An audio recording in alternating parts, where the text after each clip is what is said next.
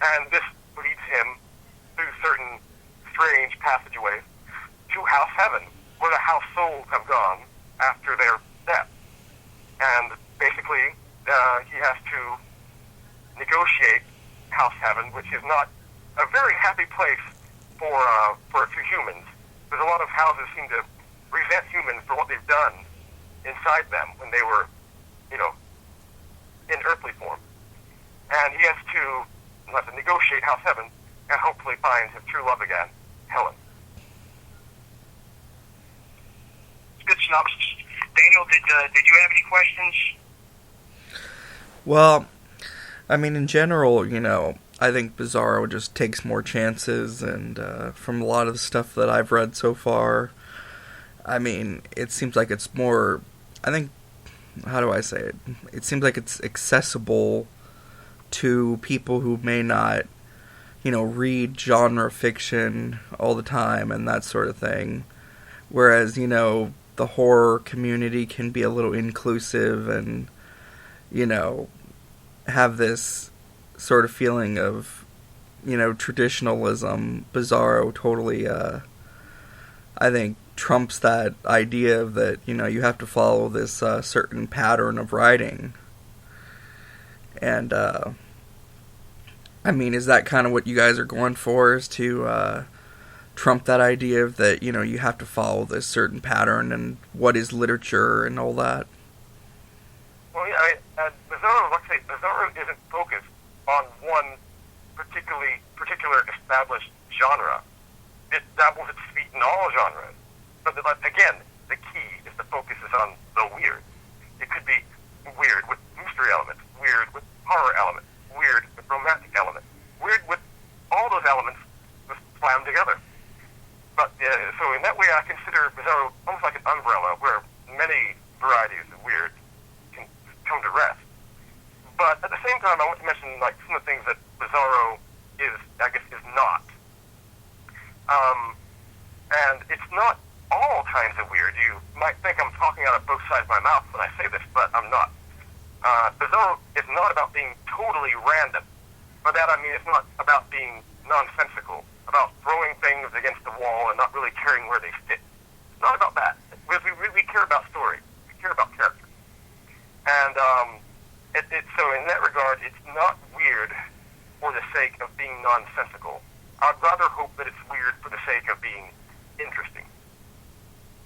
Yeah. Yeah, definitely. I get what you're saying. How would you like for your fans in future generations to perceive you, Kevin?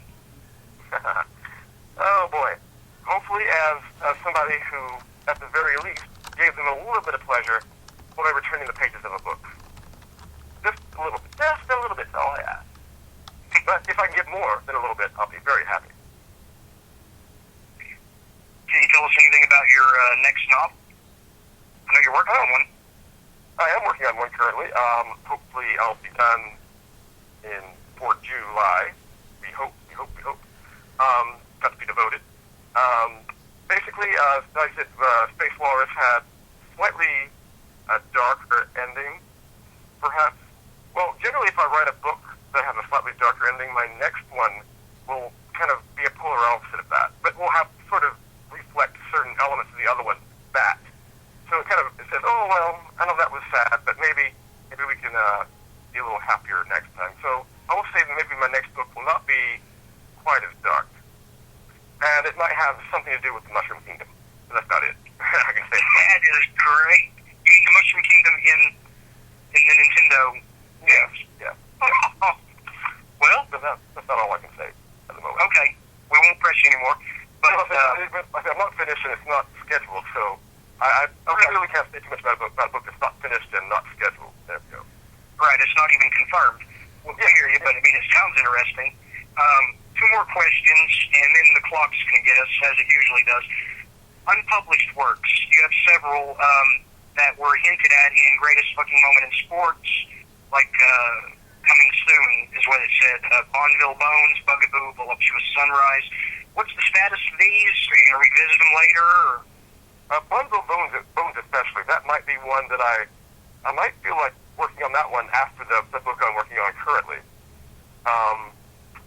But the others, Bugaboo, it might, if I do Bugaboo, it'll be a whole different thing that I thought of earlier. But Bugaboo will be my scariest book if, in fact, I do write it. And but yeah, so those were basically ideas I wrote down for titles, and some of them, and I didn't give a date of when they will come out, so maybe they'll come out 100 years from now. You never know. So, but if I wrote down a title, that means it's in my head, and I might want to do something with it, and I probably will at some point. Just don't watch. Okay. One more question, and we can keep going on, but Spreaker only allows so much time. Are there any themes you've never tackled in your work, but you want to, you plan to? Hard to say. I guess anything that I want to tackle. I guess everything we do is an extension of what we've done in the past that grows out, like our themes, that we repeat our themes. We repeat our thoughts sometimes, and we just grow them and keep growing them and keep growing them.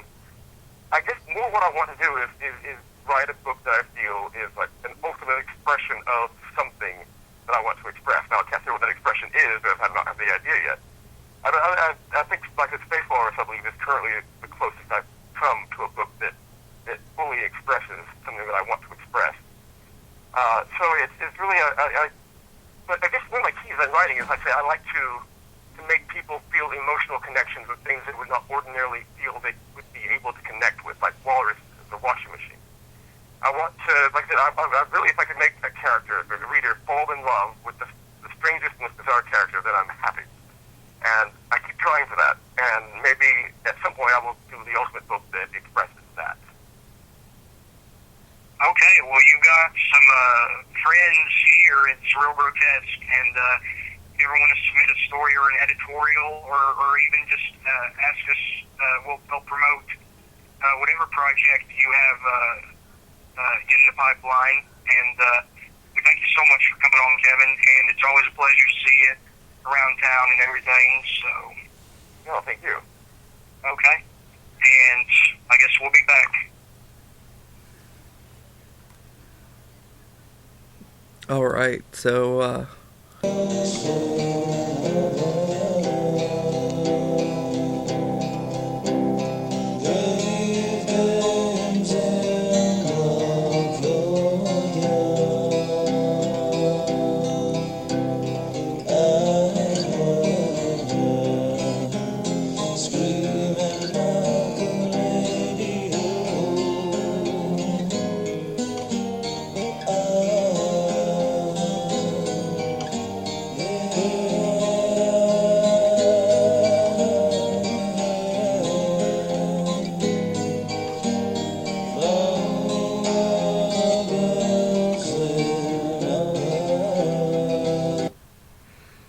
Alright, and that's Acid Bath with The Bones of Baby Dolls.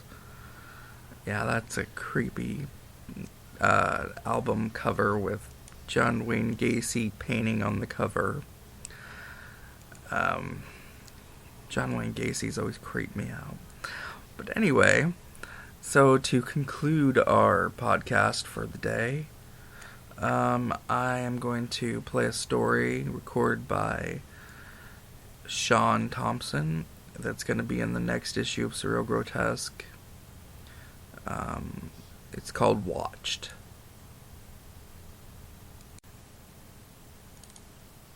Watched by Sean M. Thompson. Okay, doctor, you want to record this? I don't mind. So I don't know what the official name of my phobia is, but Dr. Underhill, it feels like there is something watching me all the time. It feels as if there is some sort of being constantly out of my sight, over my shoulder, staring at me. I turn quickly, but I feel like I'm never fast enough to see it. It always moves too fast. Oh, God. I feel it right now. It's behind the couch. Just far enough away from my head that I can't see it. I catch a shadow out of my peripheral vision every once in a while, but I can never be sure if it's just my vision adjusting to the light, or dealing with not looking at a spot straight through my eyes. The doctor fidgeted in his seat. He jotted a note down on the pad of paper, which he held in front of him. When did it start? That's the awful thing, Doctor. I've felt like this since I was 12. I sometimes wonder if this thing has been watching me my entire life, but I just began to notice it at 12. You know? Doctor, I can't sleep. I barely eat. I feel like a celebrity with a stalker, except celebrities at least have the liberty of seeing the paparazzi, or even person stalking them at some point. I've never been able to get a look at this fucking thing. Excuse me. What does it want from me? You think it's a manifestation of guilt? Me feeling self-conscious and projecting, maybe?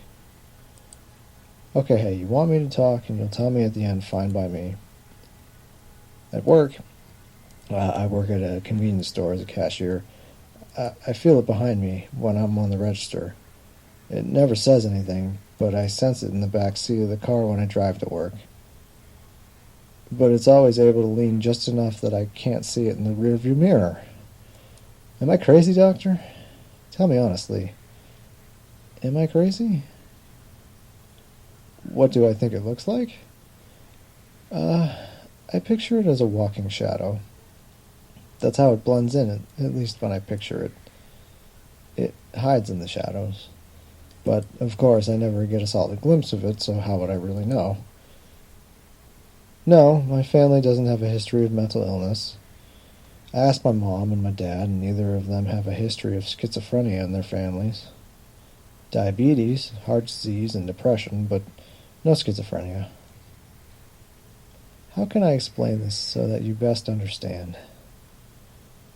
You know how when you're outside sometimes, and before you see someone or hear them, you can sense them staring at you?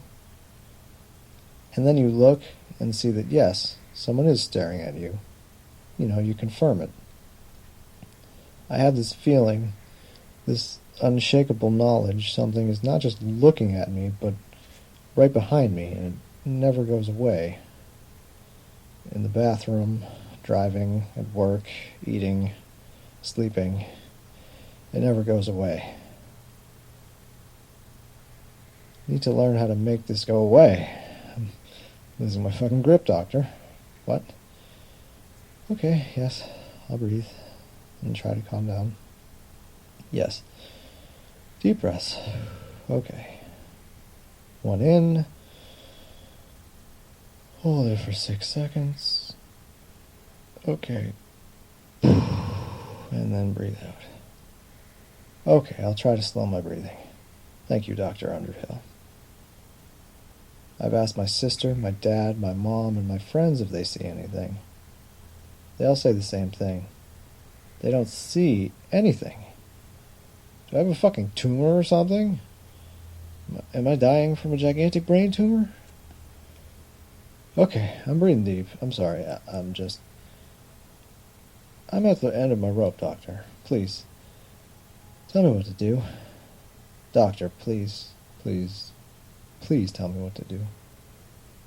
First tell me this. Can you see it?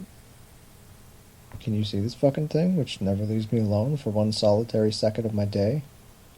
Can you see this piece of shit that has ruined my life, that keeps me from having any kind of romantic relationships, or from hanging out with friends, or having a normal fucking life? It's pretty damn hard to function normally when something is right behind you at all times. And you have no idea what it wants. Maybe it just wants to torture me, and drive me to madness. I feel like I'm going to have a nervous breakdown. I might have already had a few. So tell me, please, and be honest. Can you see this thing right behind me? No. No, of course you can't. That's really a shame, Dr. Underhill.